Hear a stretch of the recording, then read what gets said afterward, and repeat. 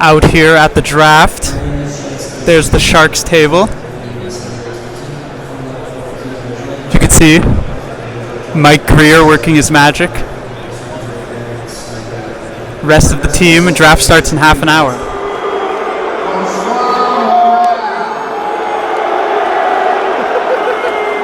2022 NHL draft. Le Canadien de Montreal sont fiers de repêcher from the Slovakian national team.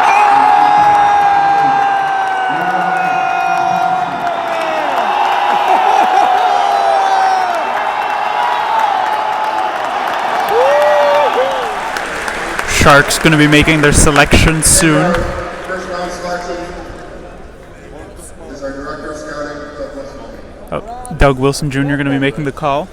Thought it was going to be Vlasic speaking in French because he's at the table for some reason, but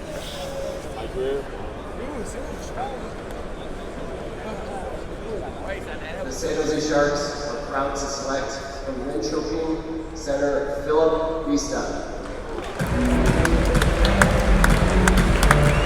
Sharks selecting Philip Bistad.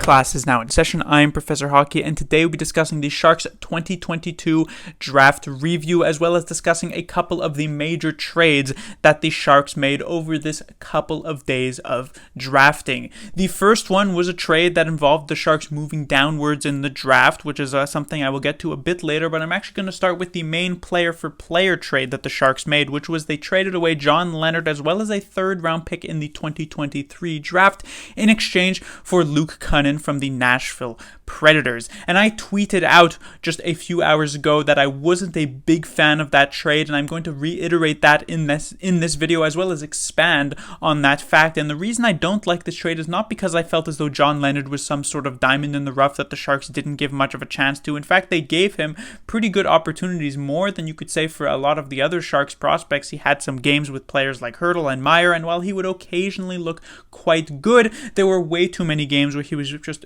particularly invisible. So I don't really think it's that bad that the Sharks are parting away with him. The real reason I don't like this trade is the fact that the Sharks end up giving away a third-round pick in what should be an extremely deep 2023 draft. A lot of people are comparing a third-round pick in next year's draft to what is sort of same value as a second-round pick in this year's draft. And the fact is that picking up a player like Luke Cunnin, I don't hate trading away a high pick if you're going to pick up someone who can definitely help your team. For instance, just last season, the Sharks traded away a second-round pick to pick up Aiden Hill, and I didn't hate that trade because Aiden Hill could potentially become a starter for the San Jose Sharks. But Luke Cunnin just doesn't seem as though he's going to be the player who's actually going to move the needle in any relevant amount for the San Jose Sharks. He's just a at best third-line player who is a pretty decent scorer, who is a massive penalty minute eater as well, and a player who isn't even necessarily all that great defensively. This is not a kind of guy you're just going to immediately place on a third-line position and hope to play in every single situation, up a goal, down a goal, tie game. He's the kind of guy who you kind of have to lean into on the offensive side, and there's a lot of people who constantly talk about a player like Kevin Labanc being someone who is like who takes penalties at the least in opportune moments and is constantly going to the penalty box. Well, should note that Kevin Labanc's career high in terms of penalty minutes is only at 38, which is decently high, but when you compare it to a player like Luke Cunnin, who the Sharks just picked up in 82 games this past season, Cunnin had 99 penalty minutes, which means we're going to be expecting more than double the amount of sort of idiotic and inopportune penalties from Luke Cunnin compared to Kevin Labanc, who was already being talked about for this particular facet of his game. So he's not necessarily such a massive upside player for the San Jose Sharks, and even though he is going to be bringing depth scoring to the Sharks, and that was an issue for them last season, the fact of the matter is that no matter where the Sharks actually added in terms of players besides maybe goaltending was going to be an improvement, because the Sharks had so many issues this past season, and I felt as though the depth scoring in the bottom six was probably the least of their worries. In fact, I would say their top six was much bigger issue for them, and it's possible, since we are still at the beginning of the offseason, that could be something addressed later on down the line. But I look at this trade for Luke Cunnin as not really one that's actually going to move things forward for the San Jose Sharks, and so you are just kind of losing a future piece for yourself for a player who maybe can help the Sharks go from 11th last in the league to 12th last in the league, but probably not even do that. So I'm not sure I'm a huge fan of this trade, especially when you consider the fact that the Sharks, their major sort of move to try and make at this year's draft was to get back into the second round because they traded their second round pick just last season. I imagine a world where the Sharks come into the draft next season and are thinking, why did we trade away that third round pick when Luke Kunin essentially added very little to the team moving forward? But let's actually talk about that trade. Indeed, there was no second round pick for the San Jose Sharks this season, and they wanted to get back into the second round. As such, they traded away the 11th overall pick to the Arizona Coyotes in exchange for the 27th, the 34th, and the 45th pick. Now, of course, as you may have seen earlier, I was at the draft this year, and I was extremely excited when we were approaching the 11th pick because, of course, at 11th, you're not super high where you're expecting a player who's going to immediately make an impact and play on your team that very season, but you are expecting a player who can have a chance of panning out as a potential star for yourself a couple years down the line. And so I was excited to see a pick be made, but instead the trade comes out and the Sharks are right back to where they were drafting for the majority of the past couple of decades, in those last few spots reserved for teams that made it to the second or the third round of the playoffs that year. And the Sharks, they end up in a situation where, in fact, 27th doesn't seem all that bad because there are still a couple of very high ceiling type of players available who they could draft and maybe hope pan out in a couple years, but instead they decide to go a bit off board by drafting Philip Bystedt at 27th overall, which was, like I said, a bit of a reach. It seems as though this was the type of player who they could have gotten at 34th and potentially even at 45th, because while he is a bigger guy, a center, strong skater, many people are saying that while he has a very high floor, he doesn't have an extremely high ceiling, and he's probably going to be a third-line center. He has a very good chance of being a third-line center at the NHL level, but likely not much higher than that, which goes back to the exact point that I was making with Luke Kunin, which is that the Sharks, they already have, their depth scoring is not necessarily their biggest issue. It is a issue yet, yes, and Bystedt will, of course, help in that particular regard. But the thing going into this draft, what I felt the Sharks needed to do was try and help fill out their prospect cupboard with actually high-end talent, because they have Eklund obviously leading the way. He seems to be the guy that the Sharks are putting a lot of hope in to become a top six and potentially even just first-line player for the San Jose Sharks. But past Eklund, you have Bordelot, who had an extremely promising first few games at the NHL level, but nothing that's for sure locked in for him to become a top six player. And then past Bordelot,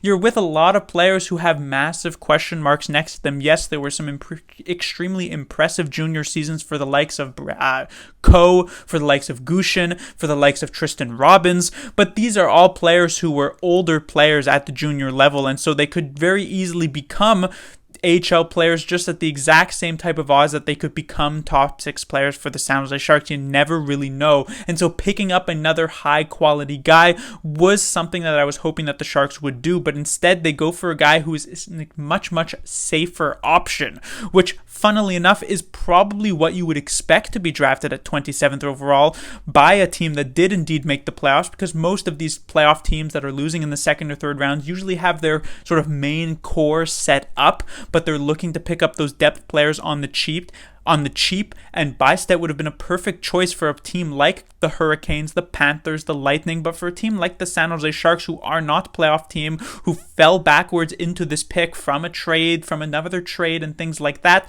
Bystedt seems like a bit of an awkward choice. Now, it should be noted on the bright side that the Sharks made a choice back in the 2017 first round. Similar to this one, 17th overall, they drafted Josh Norris, who at the time was also viewed as a guy who could very easily make it to the NHL, but likely wouldn't be that much better than the third-line center, maybe a second-line center if he sort of pans out completely. And now we know with just this past season, Josh Norris has blown those sort of expectations out of the water, having an extremely good season with the Ottawa Senators. He was moved in the Erik Karlsson trade, so that's technically something that could happen with Bystedt, but again, it's not necessarily something that's projected for him. When it comes to the 34th overall pick, also picked up in this trade, the Sharks another reach pick as they pick up Cam Lund, another centerman, also a bigger guy with some strong skating. But while Bystedt seemed to be pretty set to become a third-line center as he's a good two-way kind of guy, Cam Lund seems to have a lot more of the offensive upside, but a bit more of a raw piece of talent who probably will take a couple of years to actually develop, if he does actually develop into a strong NHL player for the San Jose Sharks. So don't expect him to be able to make the San Jose Sharks right out of the gate just this upcoming season. He seems to be more of a development project, which again is not necessarily something that you're hoping to pick up at 34th overall, but we'll see how he ends up panning out. At least he seems to have more upside than the Sharks' first pick in this draft.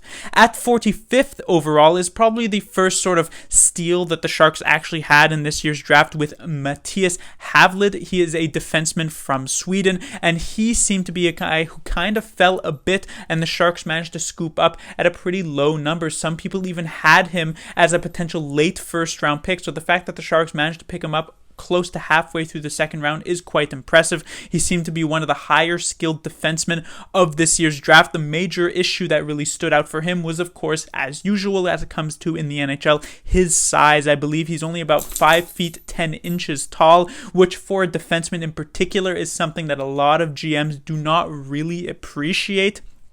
And so hopefully he is someone that with his talent, which is quite high quality, he's definitely, in terms of raw skill, one of the better defensemen in the drafts this year. Hopefully that can sort of win out over the size issues. There certainly isn't necessarily that much of a lack of these types of defensemen in the NHL. I mean, we just saw a player like Cale Makar, who also isn't really the biggest guy, win the Conn Smythe and really assert himself as the best defenseman currently in the NHL and one of the best defensemen of all time, some are even saying.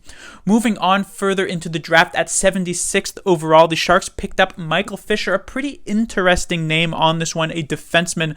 The major thing about Fisher was that he was actually a high school player during this past season, and an extremely dominant one at that, where he's kind of in a situation where, because he wasn't against the best of the best competition, it's kind of hard to gauge exactly where he will actually end up landing over these next couple of seasons. A lot of scouts were saying that he could be someone who a team could, even in the second round, take a chance on him because of the amount of skill that he does have, but he also would have had a chance to drop to the third round, to the fourth round possibly, just because of the fact that there really isn't that much of a competition here for him at that high school level. And so the San Jose Sharks decide to take a chance. They take a flyer on this type of player, and it seems as though, even though he is going to be also a bit more of a development project, it is possible that in a 3 years time, while he might be not making the San Jose Sharks and completely forgotten as a prospect, in 3 years time he may very well be a top 6 or a top 4 defenseman for the Sharks. He just has that much raw talent. We'll see if he can execute on it. At 108th overall, the Sharks take the first and only goaltender of the draft for themselves. He comes from the WHL, Mason Beaupit, 108th overall, one of the better goaltenders in the draft this season, but since there were no really high quality goaltenders, none really got drafted in the first round, if I'm not mistaken, and he ends up dropping down to the fourth round, the early parts of the fourth round. The Sharks just kind of trying to shore up their goaltending depth, I guess, by making this type of pick. They have a couple of other guys already in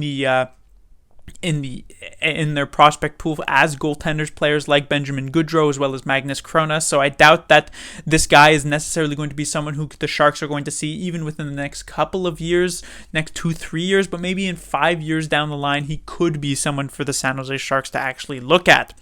As we move further on into the draft, obviously, as you move to these later rounds, you're kind of taking shots in the dark. Already by the time like the third round rolls around, usually you're taking shots in the dark, but especially once you're getting to those late fourth rounds, fifth round, sixth, seventh, you're kind of just hoping for the best with a lot of these picks.